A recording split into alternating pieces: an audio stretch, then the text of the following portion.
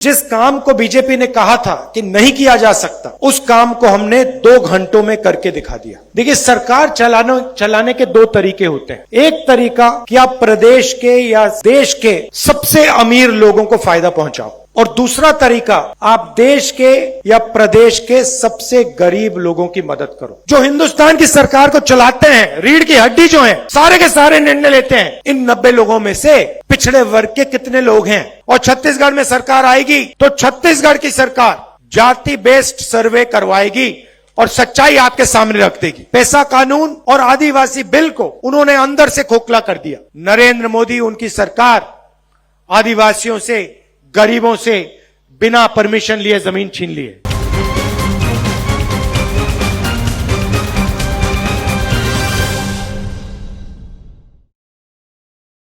कुमारी शैलजा जी, Bhupesh Baghel ji, TS Singhdeo जी, दीपक बैद जी, चरणदास महंत जी, Congress party के हमारे सब कार्यकर्ता, भाइयों और बहनों,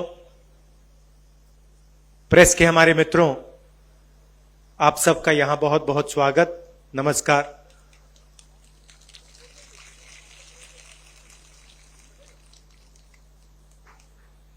पिछले चुनाव में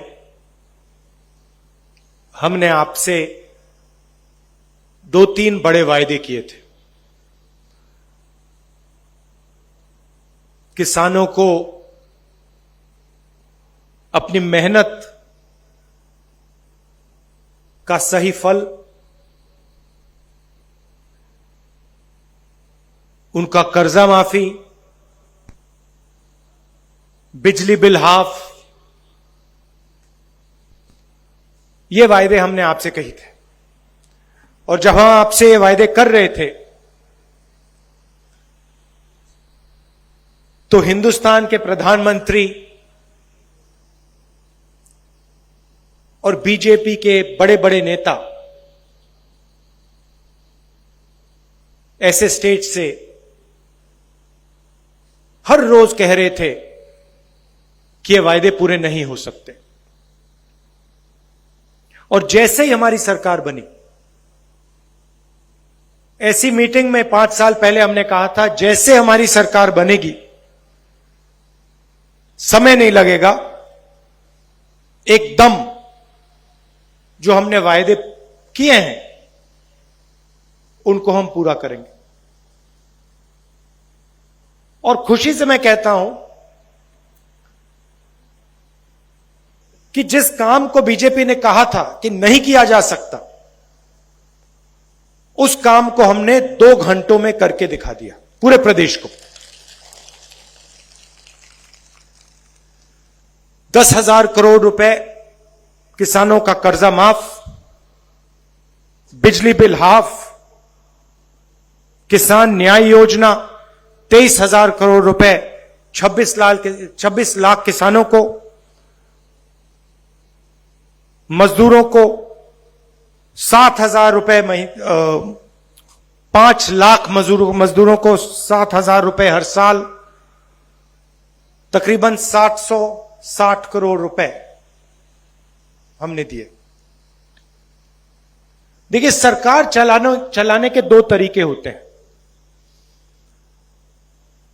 आप किसी भी सरकार को देखो,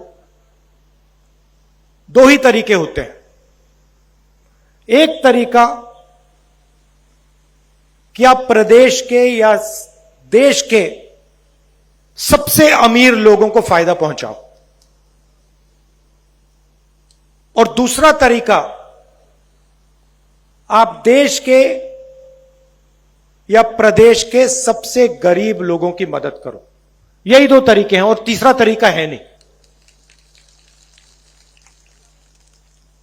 लोग कहते हैं कि भैया नहीं, तीसरा तरीका होगा सबकी मदद। नहीं, सीधी सी बात है, या आप जो लाइन में सबसे पीछे बैठे हैं, खड़े हैं, उनकी मदद करो, या फिर लाइन में जो सबसे आगे बैठे हैं, खड़े हैं, उनकी मदद करो। और हमारी जो सरकार है और किसी भी स्टेट में देख लीजिए, यूपीए की सरकारों को देख लो, हमारी सरकार किसानों की, मजदूरों की, गरीब लोगों की, बेरोजगार लोगों की, इनकी मदद करती है। उनकी सरकारें जो हैं बड़ी बड़ी बातें करती हैं, मगर अंत में अदानी जी की वो मदद करते हैं। आप देखिए, देश की हालत देखिए। बघेल जी ने कहा खदान अदानी जी को दी जाती है, एयरपोर्ट अदानी जी को दी जाते हैं, पोर्ट्स अदानी जी को दिए जाते हैं, कानून बनाए जाते हैं, किसान के खिलाफ जो कानून बनाए गए वो कानून अदानी जी की मदद करने के लिए। हिमाचल प्रदेश में आप जाइए, सेब का पूरा बिजनेस अदानी जी के हाथ में। जम्मू कश्मीर जाइए, वहां पे सेब का बिजनेस अदानी जी के हाथ में। तो जो भी वो करते हैं अदानी जी के लिए, देश के सबसे बड़े 2-3 उद्योगपतियों के लिए करते हैं।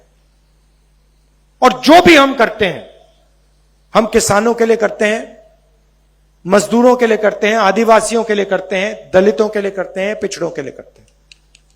सीधी सी बात है। मनरेगा देख लीजिए, हम मनरेगा लाए, लोकसभा में प्रधानमंत्री ने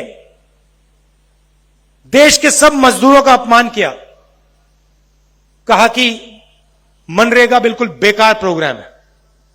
भोजन का अधिकार हम लाए, कर्जा माफी हमने की।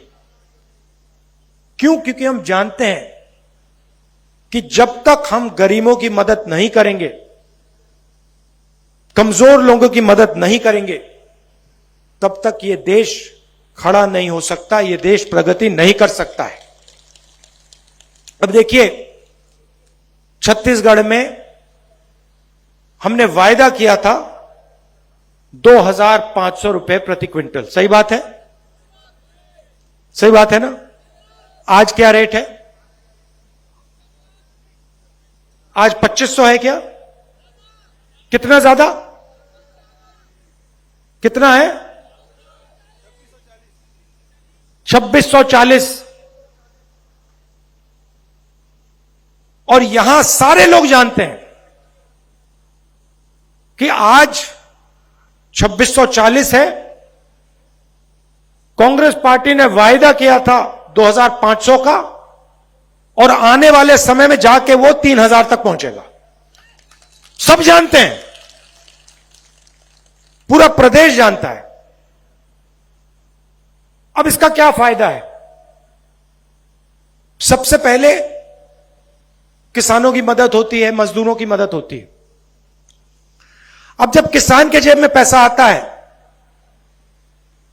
वो उस पैसे का इस्तेमाल गांव में करता है, गांव में वो अपना पैसा डालता है, कुछ खरीदता है, और पूरी गांव की अर्थव्यवस्था बढ़ती है।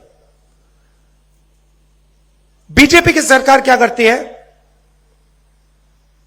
वही पैसा जो हम किसान को देते हैं,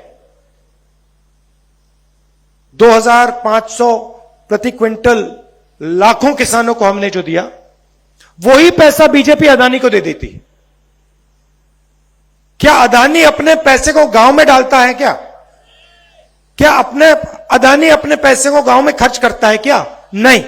अदानी आपका पैसा उठा के विदेश में, लंदन में, अमेरिका में अपना पैसा खर्च करता है, बड़ा मकान खरीदता है, बड़ी बड़ी कंपनियां खरीदता है।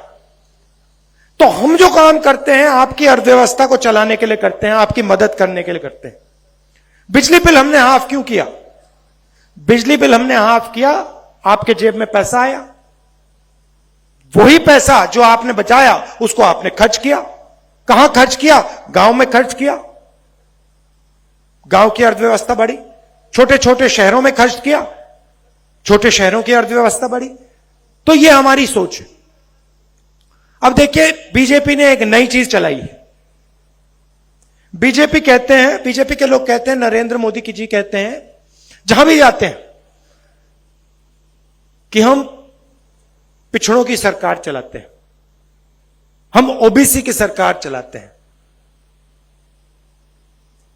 अच्छा, तो अगर आप ओबीसी की सरकार चलाते हो और आप अपने हर भाषण में ओबीसी शब्द का प्रयोग करते हो, तो फिर आप ओबीसी कास्ट सेंसस से, जाति जनगणना से इतना क्यों डरते हो? अपने भाषणों में जाति जनगणना शब्द का प्रयोग क्यों नहीं करते हो? और जो हमने आंकड़े निकाले थे जब हमारी सरकार थी दिल्ली में, उनको आप रिलीज क्यों नहीं करते? क्योंकि आप जानते हो कि आज के हिंदुस्तान में जितनी भागीदारी ओबीसी वर्ग की होनी चाहिए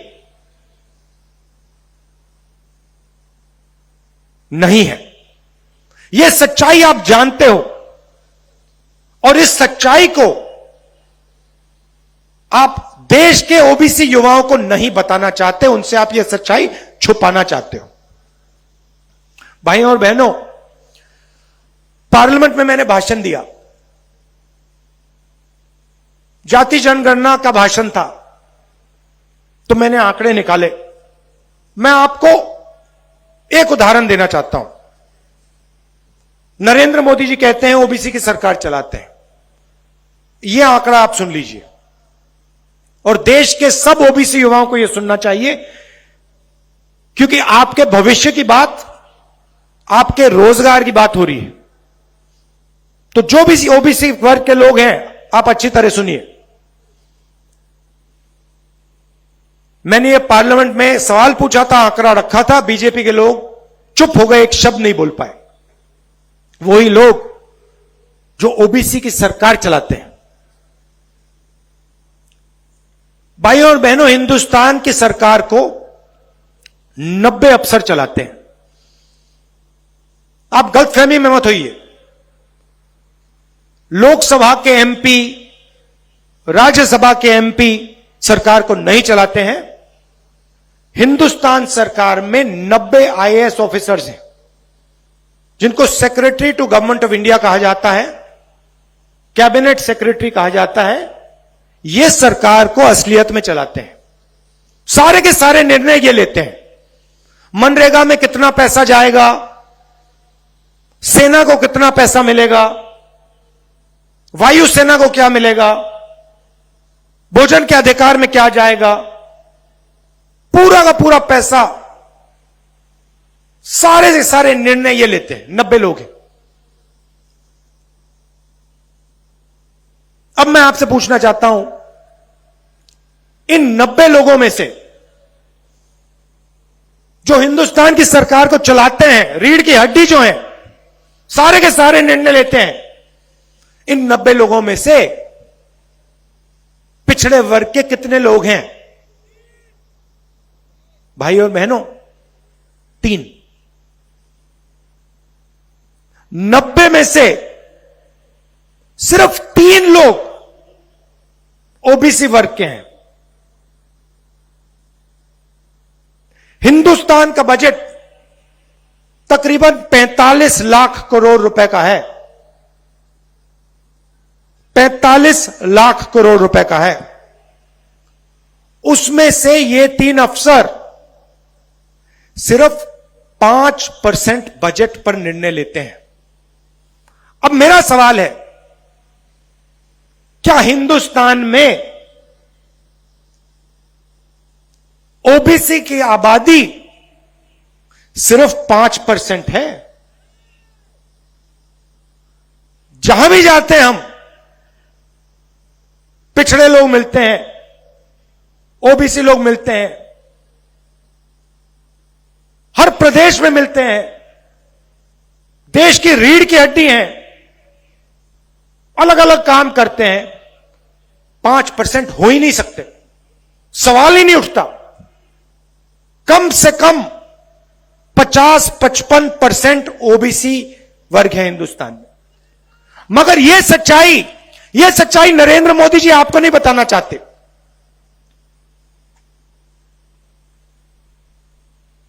ओबीसी वर्ग को जागरूक होना पड़ेगा। आपको ठगा जा रहा है। आपकी आबादी 50% से ज्यादा है, मगर हिंदुस्तान को चलाने में आपको 5% भागीदारी भी नहीं मिल रही। और जब मैंने यह सवाल नरेंद्र मोदी जी के सामने पूछा, और मैं आज फिर पूछ रहा हूं, नरेंद्र मोदी जी, आपने इस सवाल का जवाब क्यों नहीं दिया कि हिंदुस्तान में 50% ओबीसी वर्ग है, उनको 5% बजट में भागीदारी मिल रही है। आप 24 घंटे कहते हो ओबीसी की सरकार चला रहा हूं, आप झूठ कहते हो। आपकी सरकार ओबीसी की सरकार नहीं है, और यह बात हर ओबीसी युवा को समझनी होगी। मैं आपके भविष्य की बात कर रहा हूं। आपके साथ नरेंद्र मोदी जी और बीजेपी अन्याय कर रहे हैं, और पहला कदम आपके लिए,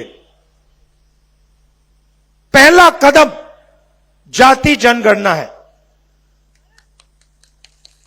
उसके बाद पूरे देश को पता लग जाएगा ओबीसी की आबादी, सच्ची आबादी कितनी है। नरेंद्र मोदी जी अपने एक भी भाषण में यह बात नहीं उठाते।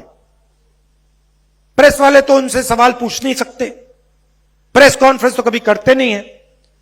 मगर अगर आप कभी उनकी मीटिंग में, जो टीवी पे देख रहे हैं ओबीसी युवा, आप कभी उनकी मीटिंग में जाओ तो उनसे आप एक सवाल पूछो, चिल्ला के पूछो, नरेंद्र मोदी जी, आप जाति जनगणना से क्यों डरते हो? कांग्रेस पार्टी ने जो जाति जनगणना के जो आंकड़े थे वो निकाले, उनको आप रिलीज क्यों नहीं कर रहे हो? यह सवाल आप पूछिए, ओबीसी युवा आप पूछिए, आपके भविष्य की बात है। और मैं आपको बता रहा हूं, सिर्फ छत्तीसगढ़ के ओबीसी युवाओं को नहीं, पूरे देश के हर ओबीसी युवा को, कि हम यह अन्याय नहीं होने देंगे। जाति जनगणना को हम आपके लिए जल्दी से जल्दी करवा देंगे। दिल्ली में सरकार आएगी, जैसे हमने यहां कहा था, 2 घंटे में काम शुरू हो जाएगा। और छत्तीसगढ़ में सरकार आएगी तो छत्तीसगढ़ की सरकार जाति बेस्ड सर्वे करवाएगी और सच्चाई आपके सामने रख देगी। मैंने पिछड़ों की बात की, मैं आदिवासियों की भी बात करना चाहता हूं। अब देखिए, हम आदिवासियों को आदिवासी कहते हैं। आपने देखा होगा, बीजेपी के लोग आदिवासी नहीं कहते, क्या कहते हैं? वनवासी शब्द का प्रयोग करते हैं। शब्दों में बहुत कुछ छुपा होता है भाइयों। वनवासी और आदिवासी बिल्कुल अलग चीजें हैं। आदिवासी का मतलब वो लोग जो हिंदुस्तान के पहले मालिक थे। मतलब ये जो पूरी की पूरी जमीन है, उनके ओरिजिनल मालिक जो इस देश में पहले रहते थे, उनको हम आदिवासी कहते हैं। इस शब्द का मतलब, इस शब्द के अंदर छुपा हुआ मतलब कि आदिवासियों को जमीन का अधिकार मिलना चाहिए। और आदिवासियों की जो संस्कृति है, जो उनका इतिहास है, जो उनका जल है, जो उनका जंगल है, उनकी जमीन है, उसकी रक्षा की जानी चाहिए और उसके हक आदिवासियों को मिलने चाहिए, क्योंकि वो हिंदुस्तान के पुराने पहले मालिक हैं। यह है आदिवासी शब्द का मतलब। वनवासी का दूसरा मतलब है। वनवासी शब्द का मतलब यह नहीं है कि आप हिंदुस्तान के पहले मालिक थे। वनवासी शब्द यह नहीं कहता है कि आपको हक मिलना चाहिए। वनवासी शब्द का मतलब यह है कि भैया आप लोग जंगल में रहते हो। यह फर्क है दो शब्दों में। वनवासी शब्द हिंदुस्तान के आदिवासियों का अपमान है, आप पर आक्रमण है, आपकी संस्कृति पर, आपकी हिस्ट्री पर, आपकी अलग अलग भाषाओं पर यह शब्द आक्रमण है। सच्चा शब्द आदिवासी। अब आदिवासियों के लिए कांग्रेस पार्टी ने क्या किया और बीजेपी क्या करती है? आपने देखा होगा कुछ ही महीने पहले मध्य प्रदेश में एक आदिवासी युवा पर बीजेपी के एक नेता ने पेशाब किया। आपने देखा, वीडियो देखा आपने? यह इनकी सोच है। हमने क्या किया? हम पैसा कानून लाए, आपकी जमीन पर आपको अधिकार दिया, और पैसा कानून और आदिवासी बिल में साफ लिखा था कि अगर आपको आदिवासियों से जमीन लेनी है तो बिना ग्राम सभा से पूछे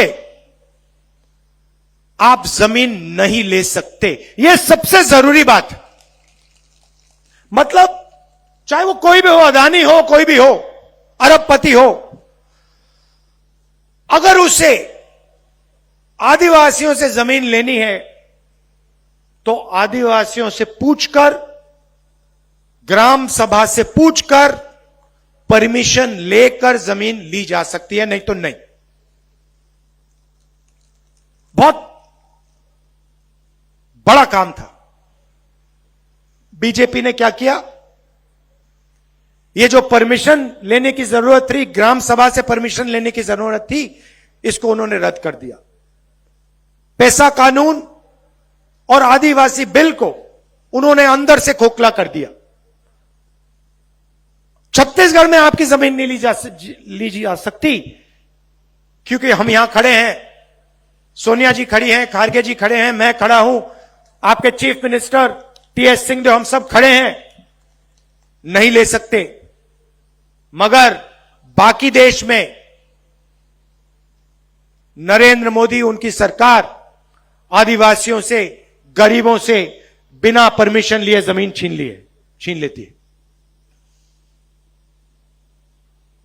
अब देखिए हम आपके लिए क्या करने जा रहे हैं। पहले तेंदुपत्ता की बोरी 2,500 रुपए में की थी, अब हम उसको 4,000 रुपए करने जा रहे हैं। आपके जो माइनर फॉरेस्ट प्रोडक्ट्स हैं, जो जंगल में उगते हैं, उसके लिए 10 रुपए एक्स्ट्रा हम एमएसपी देने जा रहे हैं। अच्छा, एक और बात, बहुत जरूरी बात, जहां भी बीजेपी के नेता जाते हैं वो हिंदी की बात करते हैं, कहते हैं हिंदी सबसे जरूरी भाषा है, और कहते हैं कि देखिए छत्तीसगढ़िया और अंग्रेजी जरूरी भाषाएं नहीं है। हमारी सोच अलग है। हम कहते हैं हिंदी भी जरूरी है, छत्तीसगढ़िया भी जरूरी है और अंग्रेजी भी जरूरी है। क्यों? कि अगर आपको छत्तीसगढ़ में बातचीत करनी है तो आप छत्तीसगढ़िया का प्रयोग करोगे। अगर आपको यूपी में बात करनी हो, आप यूपी जाओ, मध्य प्रदेश जाओ, तो हिंदी काम आएगी। और अगर आप बाकी दुनिया के लोगों से बात करना चाहो, कोई टूरिस्ट आए उससे आप बात करना चाहो, कोई बड़ी कंपनी का मालिक अमेरिका से आए उससे आप बात करना चाहो, तो फिर अंग्रेजी चलेगी। तो हम चाहते हैं कि आप जहां भी जाओ आप भाषा का प्रयोग कर पाओ और उसका फायदा उठा पाओ। अब आप एक काम कीजिए, किसी भी बीजेपी के नेता से आप पूछ लीजिए कि आप हिंदी की इतनी बात करते हो, आप अंग्रेजी के खिलाफ बात करते हो, एक बात बता दो, आपके जो बच्चे हैं वो इंग्लिश मीडियम स्कूल में जाते हैं, हां या ना? और सारे के सारे बीजेपी के नेता चुप हो जाएंगे, क्योंकि ये सब लोग जो 24 घंटा हिंदी हिंदी हिंदी बोलते हैं और कहते हैं कि गरीबों को अंग्रेजी नहीं सीखनी चाहिए, ये सारे के सारे अपने बच्चों को इंग्लिश मीडियम स्कूल में पढ़ाते हैं, क्योंकि ये चाहते हैं कि हमारे जो आदिवासी वर्ग के लोग हैं, पिछड़े लोग के वर्ग हैं, दलित लोग के वर्ग हैं, वो बाकी दुनिया से बात ना कर पाए, बाकी दुनिया की सच्चाई उनको ना समझ आ जाए, बाकी दुनिया के साथ वो बिजनेस कभी ना कर पाए। इसीलिए ये लोग अंग्रेजी को नहीं चलाना चाहते, सिर्फ अपने बच्चों को इंग्लिश स्कूल में भेजना चाहते हैं, मगर आपके बच्चों को अंग्रेजी नहीं सिखाना चाहते। इसीलिए हमने पूरे छत्तीसगढ़ में टॉप क्वालिटी के अंग्रेजी स्कूल खोले हैं कि गरीब से गरीब लोग अपने बच्चों को हिंदी, छत्तीसगढ़िया और अंग्रेजी सिखा पाए। और अब हम आपके लिए बहुत बड़ा कदम उठाने जा रहे हैं, जिसको हम केजी टू पीजी कहते हैं। केजी टू पीजी के वायदे में केजी से लेकर पीजी तक छत्तीसगढ़ के सारे स्कूल और कॉलेजेस में छत्तीसगढ़ की जनता को मुफ्त में शिक्षा मिलेगी, एक पैसा नहीं देना पड़ेगा। सरकारी स्कूलों में, हाँ, सरकारी स्कूलों में मुफ्त में आपको शिक्षा मिलेगी। तो देखिए, जो भी हम करते हैं, हम छत्तीसगढ़ की गरीब जनता के लिए, किसानों के लिए, मजदूरों के लिए, छोटे दुकानदारों के लिए करते हैं। और जो भी वो करते हैं वो हिंदुस्तान के अरबपतियों के लिए, सबसे अमीर लोगों के लिए करते हैं। देख लीजिए, नोटबंदी से आपको फायदा हुआ, अदानी को फायदा हुआ। जीएसटी से आपको फायदा हुआ, अदानी को फायदा हुआ। किसान के जो कानून लाए थे उससे आपको फायदा हुआ? नहीं, अदानी को फायदा हुआ। तो यह फर्क है। और जो भी हमने यहां वायदे किए हैं उनको हम पूरा करके दिखा देंगे। जैसे ही हमारी सरकार बनेगी, जो भी हमने आपको कहा है वो हम पूरा करके आपको दिखा देंगे। आप सबका बहुत बहुत धन्यवाद। नमस्कार, जय हिंद।